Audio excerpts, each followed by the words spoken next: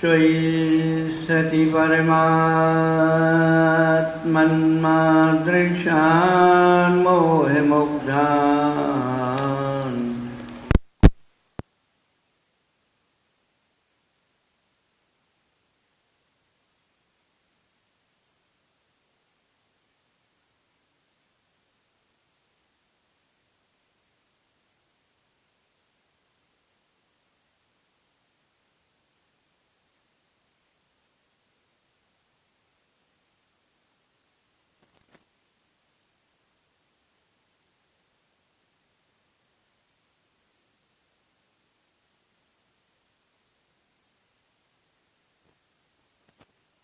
में तू संगीतों की तान में तू ज्ञान हो विराजी है।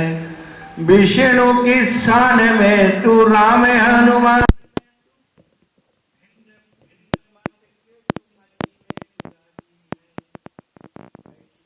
सांख्य चार वाक मत जैनियों के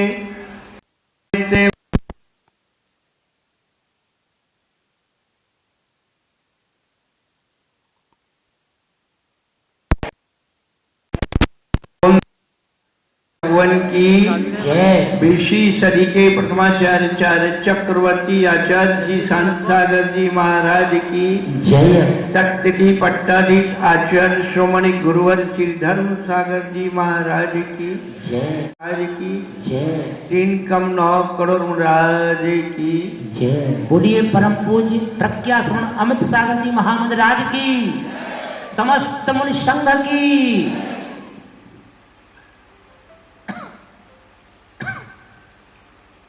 धर्मानुरागी भव्यात्माओं,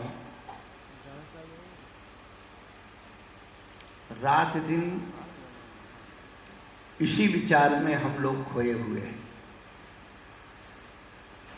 रात दिन इसी चिंता में जी रहे हैं कि आज तक हम धनवान क्यों नहीं बने।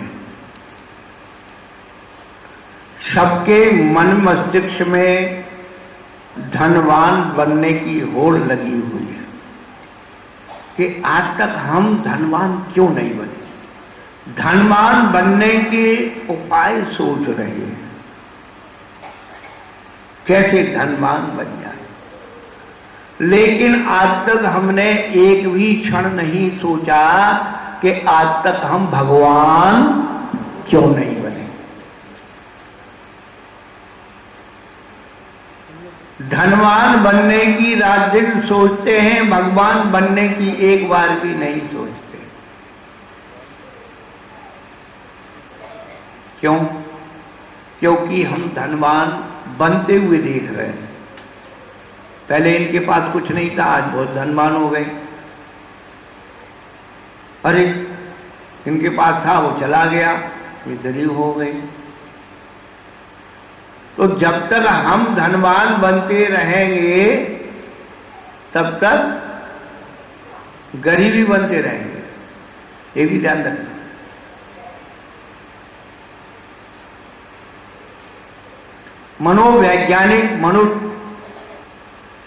वैज्ञानिक समाज शास्त्र कहता है कि संसार में 2 प्रकार के गरीब होते हैं। एक सामाजिक गरीब और एक जैविक गरीब। सामाजिक गरीब कौन है? जो व्यक्ति संपन्न होने के बाद भी दूसरे से अपनी कल्पना करता है कि यार उसके पास मेरे से ज्यादा है, वो सामाजिक गरीब है। और एक जैविक गरीब जो जीविका से गरीब है, उसके पास भोजन नहीं है, रहने का नहीं है, वस्त्र आदि नहीं। तो जैविक गरीबी को दूर किया जा सकता है, लेकिन सामाजिक गरीबी को दूर नहीं किया जा सकता। हमेशा कम लगता है, हमेशा कम लगता है। तो आज तक हम भगवान क्यों नहीं बने, अपने आप से पूछें, धनवान बनने की जरूरत क्या है? क्या फायदा धनवान बनने से?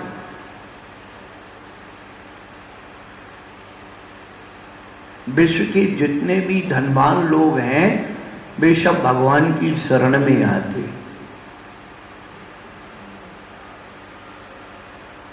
धनवान बनने में इतना संक्लेश है, पैसा वाले घर बन जाओ, आए दिन चंदा लाने बैठे, आए दिन प्रोग्राम हो रहे साहब, आए दिन ये हो रहा है, अब दो नहीं दो तो गए, अब दो अभी चुके ही नहीं, पीछे नहीं चुके, अब का चुके। बड़ा हिसाब किताब है।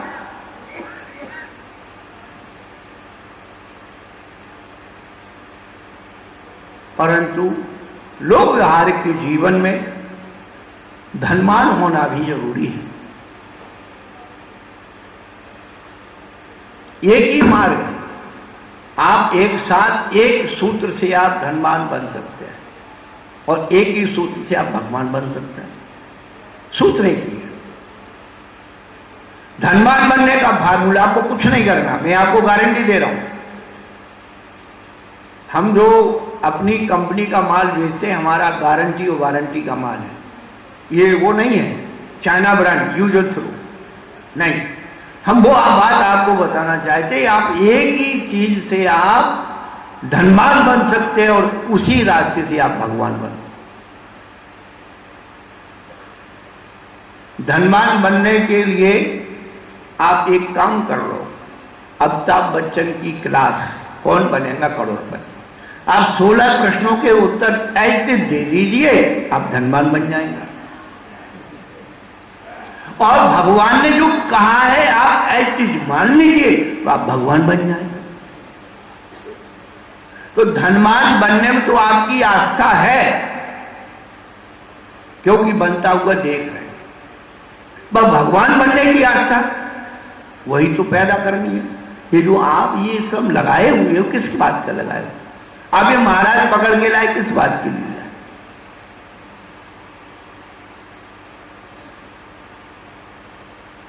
ये भगवान बनने का रास्ता खुल रहा है।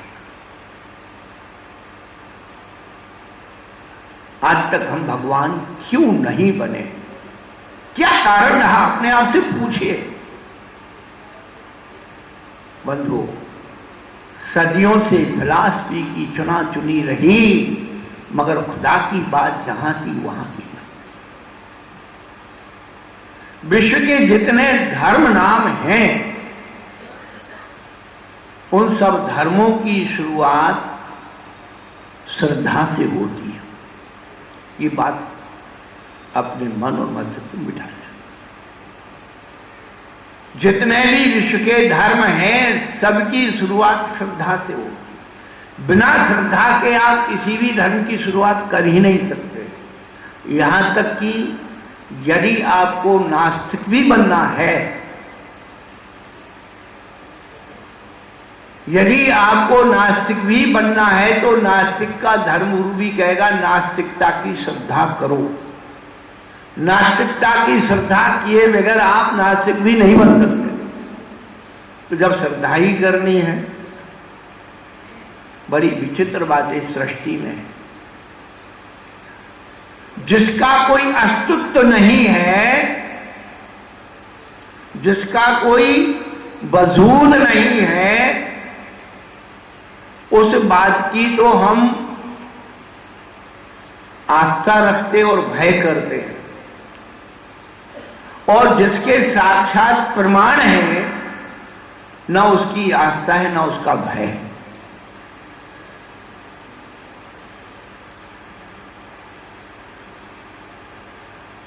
तो धर्म की शुरुआत श्रद्धा से होती है। श्रद्धा एक पक्की श्रद्धा।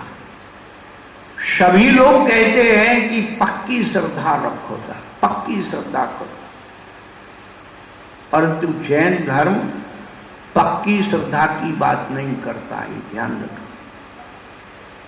जैन धर्म में पक्की श्रद्धा का महत्व नहीं है पंडित जी, सच्ची श्रद्धा का महत्व है। पक्की श्रद्धा में तो लोग अपने अपने टिके हुए हैं। पक्की श्रद्धा का मतलब है पकड़ के बैठ जाना, अकड़ के बैठ जाना। और सच्ची श्रद्धा का मतलब अपनी भूल को स्वीकार करना, उसमें सुधार करना, उसका परिष्कार करना।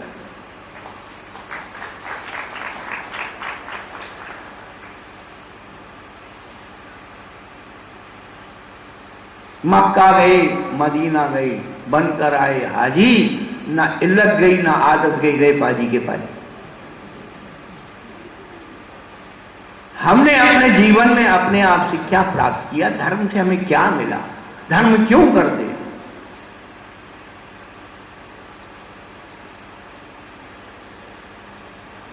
आस्था एक शब्द, श्रद्धा शब्द हमने बताई।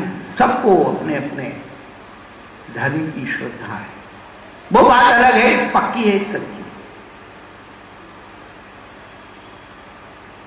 बिना श्रद्धा किए आप नास्तिक भी नहीं बन सकते। एक शहर में दो मत के लोग रहते थे, दो धर्म के मानने वाले लोग हैं, दो मान्यताओं वाले लोग।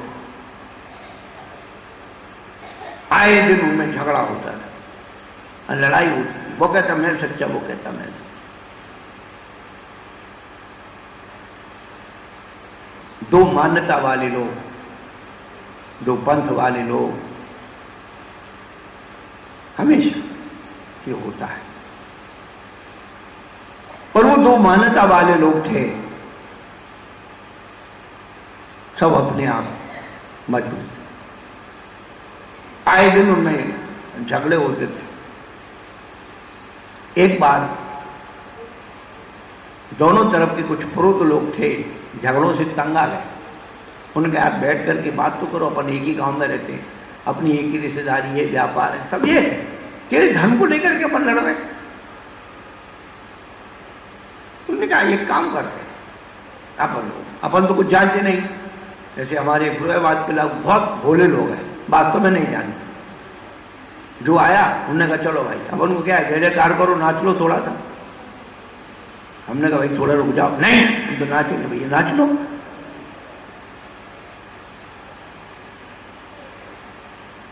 उन्होंने कहा अपने दोनों धर्म के दोनों धर्म गुरुओं को बुला दे और उनको आपस में कंपटीशन कराएंगे। जिस धर्म का गुरु हार जाएगा वो अपना धर्म छोड़ करके जीतने वाले का स्वीकार। आपको जीवंत, एक काल्पनिक उदाहरण नहीं, जीवंत उदाहरण दे रहे हैं। आज से 100 वर्ष के आसपास की, लगभग 100 वर्ष, अभी ज्यादा दिन नहीं हुए, 100 वर्ष के बीच की घटना है। अंदर हमारा आर्य समाजियों से बहुत साथ साथ होता है। हमारे यहाँ के मक्खनलाल शास्त्री थे ना, और एक राजेंद्र कुमार जी थे, ये आपकी समाज के थे, पढ़ते हैं पूर्वाजी, बहुत ऊंचे विद्वान थे, न्याय दर्शन के। उनका शास्त्रार्थ हुआ अंबाला, अजमेर, दिल्ली, ये केंद्र थे शास्त्रार्थ के। एक शर्त रखी गई कि यदि हम हार जाएंगे तो हम आर्य समाज का धर्म स्वीकार कर लेंगे, और तुम्हारा आर्य समाज हार जाएगा तो जैन धर्म स्वीकार। और शास्त्रार्थ हुआ और वो व्यक्ति हार गया आज, और उसने फिर हारने के बाद जैन धर्म स्वीकार किया और क्षुल्लक दीक्षा ली। कर्मानंद जी उनका नाम था, बाद में उन्होंने क्षुल्लक दीक्षा ली और फिर जैन धर्म के ऊपर एक पुस्तक लिखी। आज भी राधा स्वामी सत्संग की तरफ से एक जैन धर्म, एक परिचय, एक पुस्तक छपी। हम लोग पढ़ते नहीं है, जानते नहीं है, पकड़े बैठे हुए।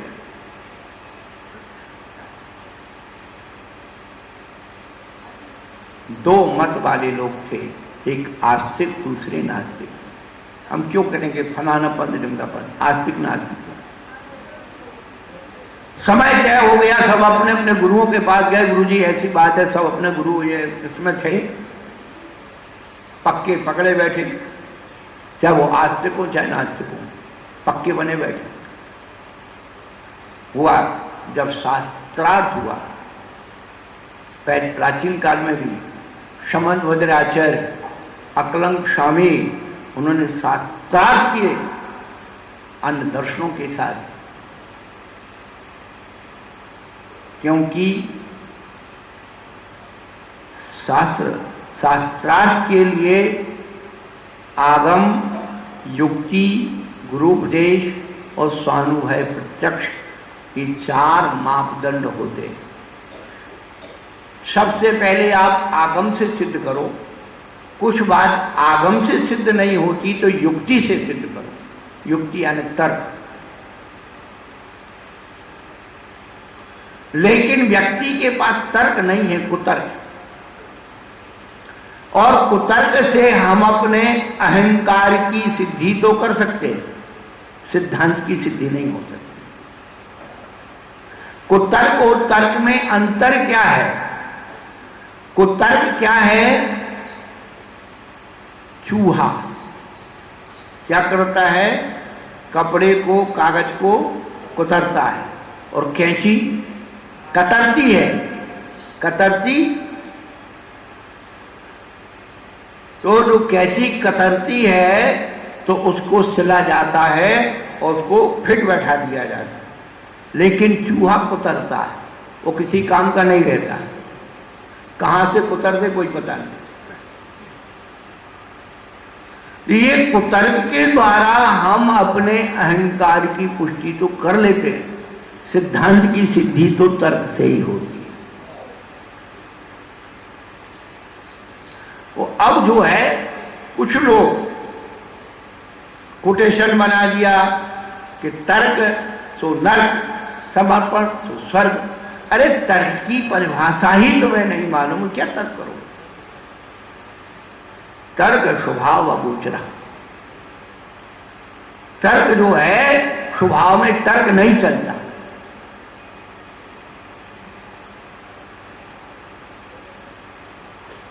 एक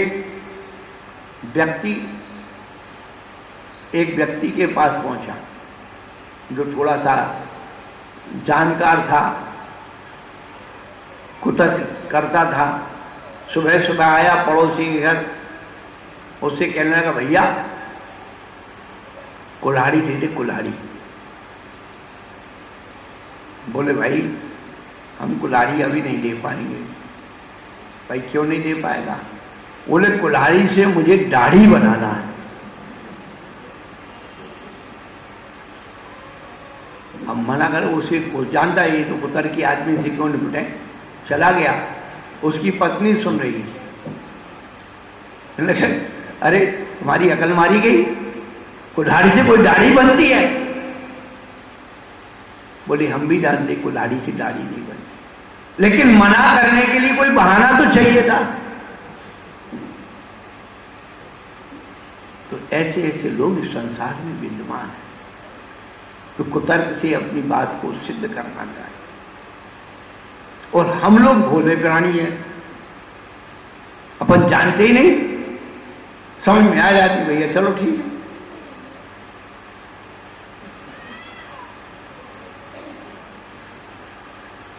तो दोनों मान्यता के लोग अपने अपने धर्म गुरुओं के पास पहुंचे, ओके ऐसे ऐसे हमने ये सब नियोजन किया है, आप चलिए। अब दोनों गुरु धर्म गुरु थे, उन्होंने कहा चलो हो गया, समय निश्चित हो गया, स्थान निश्चित हो गया, प्रचार हो गया, साहब शास्त्रार्थ होना है, धर्मगुरुओं का जो है आपस में संवाद होना। तो खेल तमाशा देखने वाले लोग बहुत हो जाते हैं। पहले नास्तिक गुरु का उपदेश हुआ, और नास्तिक गुरु ने ऐसे तर्क दिए, ऐसे तर्क दिए, ऐसे कुतर्क दिए, वो तर्क ही कहना पड़ेगा कि जितने आस्तिक लोग बैठे थे, ईश्वर को मानने वाले लोग बैठे थे, उनकी आस्था डगमगा गई। यहां तक कि उसका आस्तिक गुरु भी अंदर से डगमगा गया कि यार ये तो सब हम जितना कर रहे थे ढोंग पूरा कर रहे हैं। जब आस्तिक गुरु के बोलने का नंबर आया। अब जो उसने पढ़ रखा था, सुन रखा था, पकड़ रखा था, वही बोलना शुरू कर दिया। जब नास्तिक गुरु उपदेश दे रहा था आस्तिकता की काट के, तो जितने आस्तिक लोग बैठे थे सबके अंदर नास्तिकता पैदा हो गई, यहाँ तक कि उस धर्म गुरु में भी नास्तिकता पैदा हो। लेकिन अब करे तो करे क्या, जो पकड़ रखा है वो तो करना पड़ेगा।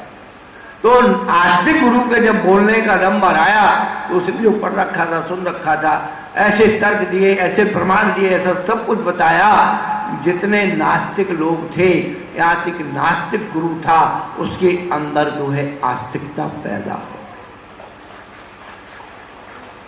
ताली बजाने से क्या फायदा है?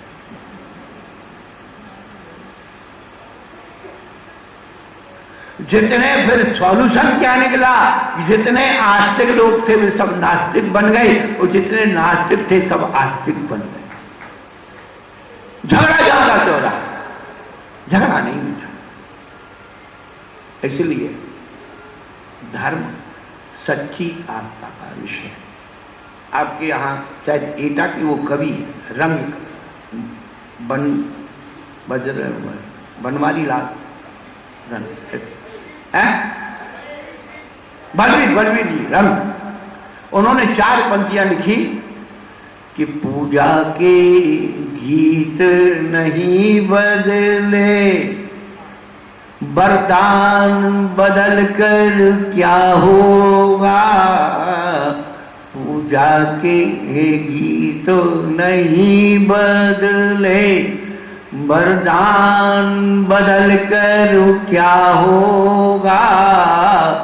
तर्कस में तीरे ना तीखे हों, संधान बदल कर क्या होगा।